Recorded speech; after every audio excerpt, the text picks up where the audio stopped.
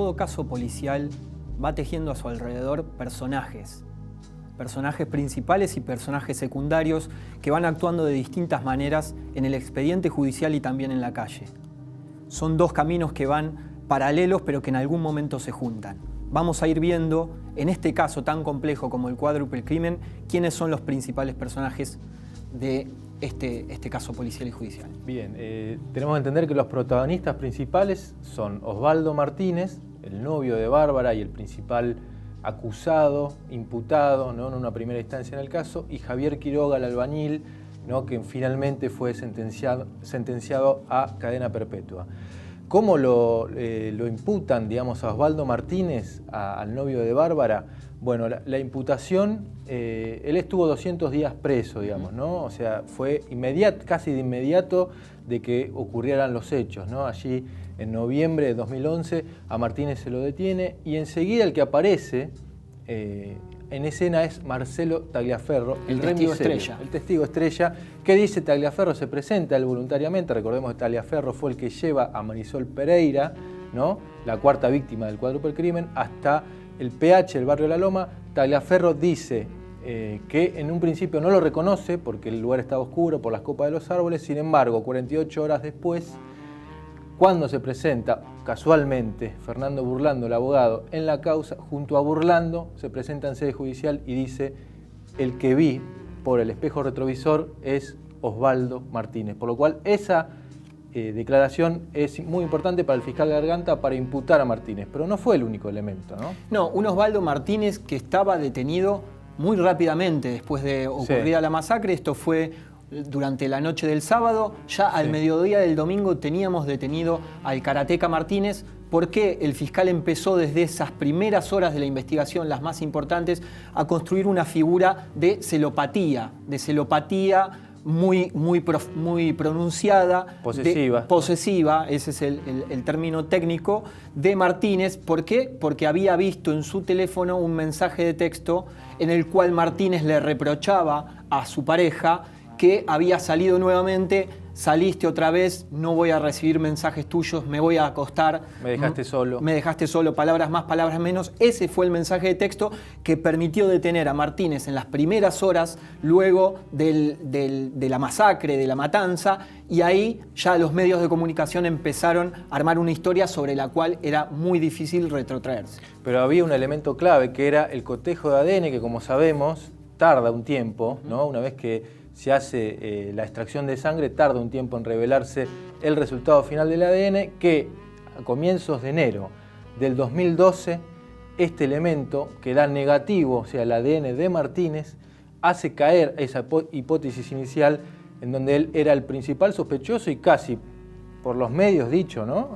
Era como casi el culpable ya de antemano, y sin embargo este ADN negativo para la Cámara digamos, de La Plata, de la justicia platense, para la Cámara que intervino, ese elemento fue clave para decir: Martínez tiene que recuperar su libertad porque este ADN lo saca de la escena, y además no le dan crédito, la misma Cámara que falla, digamos, para darle la libertad a Martínez, que llega de todas maneras imputado al juicio, o sea, se le da la libertad, pero llega de todas maneras imputado. Tampoco le creen estos jueces que intervinieron, tampoco le creen a Tagliaferro, y ya se empieza a poner en cuestionamiento su testimonio, y de hecho hoy hay un avanzado expediente por falso testimonio de Tagliaferro después del juicio, ¿no? A ver, pongámonos en contexto.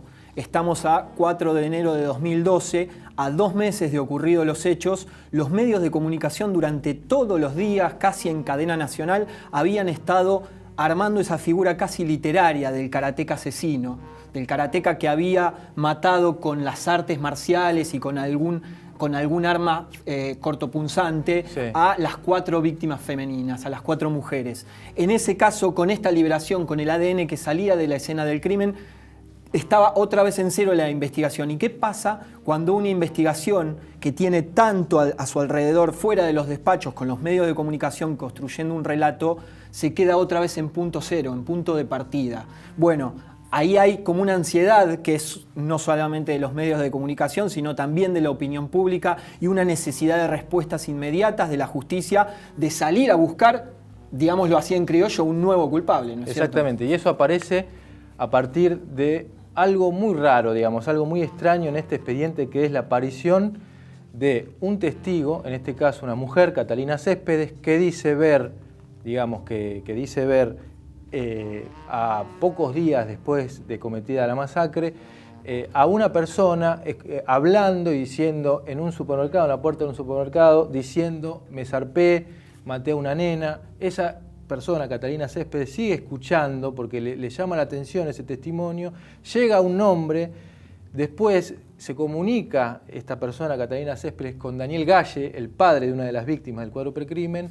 Daniel Galle lo lleva a Catalina Céspedes a Fiscalía, Garganta le toma declaración, y meses después de esta declaración de Catalina Céspedes, la justicia detiene, 6 meses después del cuádruple crimen, detiene a Javier Laguiena Quiroga, que se había autointernado por problemas de adicciones en un hogar llamado Esperanza, ¿no? En un hogar de rehabilitación, por lo cual ahí cambia absolutamente, da un giro el cuádruple crimen con la detención de Javier Quiroga, y sin embargo Garganta, ¿qué hace? Sigue imputando a Martínez. ¿Por qué? Porque los sigue considerando coautores del hecho, ¿no? Bueno, después vamos a estar escuchando de boca del propio Quiroga, de Javier Quiroga, qué es lo que piensa, ¿no?, acerca de este relato de los hechos a tanto tiempo de ocurrido el cuádruple crimen, en una entrevista que hizo Ciudad Negra exclusivamente. Primero vamos a desgranar un poco lo que es el informe de los forenses, cómo analizaron la escena del crimen y cuál fue, digamos, la secuencia criminal que pudieron reconstruir. En este informe de los forenses que vamos a tener en pantalla, acá ya está marcando, digamos, el informe algunos espacios del pH, ¿no? El pH era muy pequeño, había un baño, una cocina, 2 habitaciones, un patio.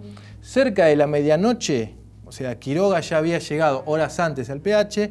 Cerca de la medianoche, o sea, Quiroga permanece, está tomando mate con Susana, ¿no? Fumando cigarrillos en el patio. Cerca de la medianoche, Bárbara entra a ducharse, y en ese momento registran los peritos que ocurrió el primer ataque. Lo importante acá es que él estalla, digamos, en el acto, estalla con un golpe de puño, y con esta modalidad, golpe de puño, empieza por ahí por la cocina, le pega una piña a Susana, que casi la mata con esa piña, después le empiezan a forcejear y le termina dando más de 10 puñaladas a Susana Bártole, y en ese momento, cuando él estaba matando a Susana, ¿quién ve? Por la pieza, digamos, de Susana, que conecta la visión hacia la cocina, en la habitación estaba Micaela. Micaela, la nieta de Susana, la hija de Bárbara, estaba viendo dibujitos animados, estaba con el ventilador prendido, y escucha los ruidos, se da cuenta y quiere llamar a la policía, advierte que la está atacando a su abuela, quiere llamar, marca 9111, ¿no? La ataca de la misma manera, golpe de puño. Micaela se le resiste bastante, digamos, ¿no?, con golpes de puño y con patadas, sin embargo la llega a ultimar. Después de Micaela, ¿qué hace? Quiroga va hacia la ducha, que ahí estaba Bárbara, se estaba duchando. Bárbara, suponemos que no escucha nada por el ruido de la ducha. Sorpresivamente lo ve a Quiroga que llega a la ducha, la sacan, forcejean, la arrastra hacia el piso desnuda, y en el espacio, digamos, del living, ¿no?, ahí vemos las huellas de sangre. Bárbara es la que más se le resiste, incluso digamos, lo llega a herir a Quiroga con un elemento cortante. Se cree que en algún momento quizás el cuchillo de Quiroga mismo, ella lo agarra y le pega un cuchillazo para hacerle un corte. Por eso es que se ensaña mucho más, digamos, se ensaña mucho más, y por eso es que le da puñaladas por la espalda, digamos, con una hazaña tremenda. Y después de matar a Bárbara, a los pocos minutos llega Marisol Pereira, ¿no? Y una vez que la hace entrar, también de vuelta, golpe de puño, le rompe la nariz, la cuchilla por detrás, la arrastra, dicen los peritos, la arrastra, la eleva hacia el piso, casi hacia la heladera, y ahí con 8 puñaladas la termina de ultimar a Marisol, que es la 4ª víctima. Laguiena Quiroga está hace 6 años recluido en la unidad 9 porque fue condenado por el crimen, por el cuádruple crimen, a reclusión perpetua. Nosotros, Ciudad Negra, un equipo de Ciudad Negra fue a entrevistarlo a la cárcel, a la unidad 9. Vamos a ver qué nos cuenta a tanto tiempo de aquellos sucesos, de aquellos tristes sucesos, la hiena Quiroga, acerca de esta explicación que daba de los crímenes y otros temas que pudimos charlar con él. La señora me atiende, que nunca me voy a olvidar eso, que siempre lo primero que me dice, Javier, me viniste como anillo al dedo, o una frase de esa, porque se le había roto una llave de gas de la cocina y dice, de paso me haces eso, y yo le dije que venía porque su yerno, porque ni siquiera sabía cómo se llamaba. Le digo, su yerno me citó acá a las 8, yo no sé nada, pero seguramente que capaz que lo sabe la hija, ¿cómo se llamaba? Bárbara, capaz que sabe Bárbara, y Bárbara no estaba en ese momento cuando nosotros entramos, es como que Bárbara estaba estudiando, porque ella sale mucho después de que yo me pongo a arreglar en la cocina, porque en el juicio dicen que todo ese desastre que hay en la casa es porque hubo una pelea. Esos cajones los bajé yo, así yo estaba arreglando los cajones, y estaba tomando mate con la señora, y como yo pensé que eran 2 minutos lo que fui, no me llevé ni un cigarrillo, entonces la señora me comió el cigarrillo y yo mientras arreglaba, fumábamos, tomábamos un mate, después él llegó, saluda a la señora, me dice lo del trabajo, me alejo y ahí empieza que le pega a la señora, después me sale a mí, me corre a un costado, se va donde está Bárbara. Y eso no lo cree nadie. Lo único que escuché fue un ay. Esas son cosas que nunca me lo voy a olvidar. Porque es un ay. Yo escuché ay. Nada más. No se escuchó más nada, ni se escuchó que pataleó, no se escuchó ni que se pelearon, no se escuchó nada. La sangre está en el coso. Esa sangre que se ve salir así, en goteo, es de cuando él me lastima después que hace todo eso, y yo salgo del lugar. Porque en ningún momento yo salí. Cuando él se fue, sí. Fui y miré para el lado y me quedé y vi que había alguien acostado en la pieza. Pero yo no sabía que estaba la nena hasta ese momento. Cruzo por encima de Bárbara, voy hasta donde está la señora y después me voy. Pero no hice esto porque, no sé por qué, no sé cómo explicar de por qué quise hacer eso de ver lo que había pasado. La novia lo iba a dejar. La novia lo iba a dejar. Ella ya no quería saber más nada con él. Y el tipo no sé, se le voló la chaveta con la mujer, no sé qué le pasó. Esas son cosas que se las tienen que preguntar a él. Esas son cosas que le tienen que preguntar a él. O al psicólogo, al psiquiatra, que cuando a lo primero le hicieron las pericias, era obsesivo, manipulador. En el juicio le agregaron la palabra y dentro de los parámetros normales. Y cambió, volvió del hombre malo a Heidi. Y yo sí, el asesino de la cuchara.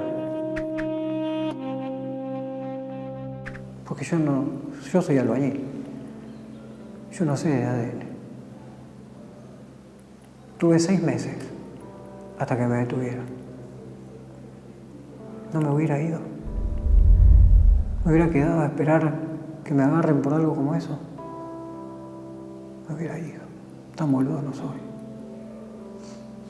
¿Sabes por qué no me fui? Porque tenía terror de lo que Martínez me había dicho de que iba a matar a mi familia. Porque yo lo vi matar a su familia. Creo que a veces intento no recordar nada. Porque no me sirve de nada recordar. No me sirve de nada recordar qué pasó. Y a veces ya no quiero que me crean. Tampoco me interesa. Porque a mí nadie me va a decir lo que soy. Así la corte de la provincia de ahora me confirme, no me van a seguir, no me van a ellos decir a mí que soy un asesino. Porque yo sé lo que soy. ¿Y qué sos? Inocente.